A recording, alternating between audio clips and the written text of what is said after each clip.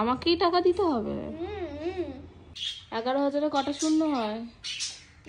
দেখো বন্ধুরা, কারেন্ট চলে গেছে, তবুও মিষ্টু এখানে বানাচ্ছে কিছু একটা জিনিস। কিন্তু কি বানানো চলছে এটা? সেই টাকা তো আমি জলদি খরচ করে ফেলি, তার জন্য এইটা বানাচ্ছি। এটা লাগাবো, এর মধ্যে সব নাম্বার লিখে দেবো, যত টাকা পাবো সব ঢুকিয়ে দেবো। তারপর যখন সব হয়ে যাবে, এখানে একটা নাম্বার লিখবো, যখন সব এগুলো হয়ে যাবে তখন যে টাকাটা জ্বলবে সেই টাকাটা এর মধ্যেই থাকবে। তারপর মানে পুজোর সময় কিছু কিনবো। কি রে, টোটাল কত টাকা হলো? 11,000। লেখ।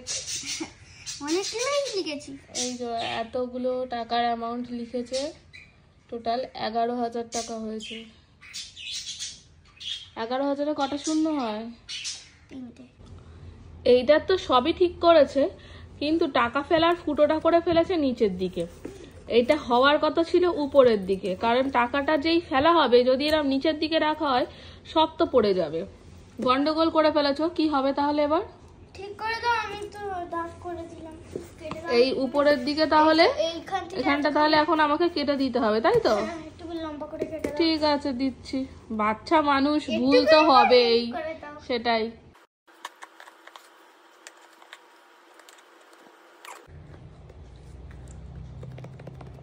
এই যে ফাইনালি রেডি হলো 11,000 টাকার পিগি ব্যাংক। নে এবার টাকা ফেলা শুরু করে দে। আমাকেই টাকা দিতে হবে। কত টাকা? 100 দিয়েই শুরু হোক। প্রথমটা যেহেতু 100 দিয়েই শুরু হোক। দিয়ে দিচ্ছি 100 টাকা।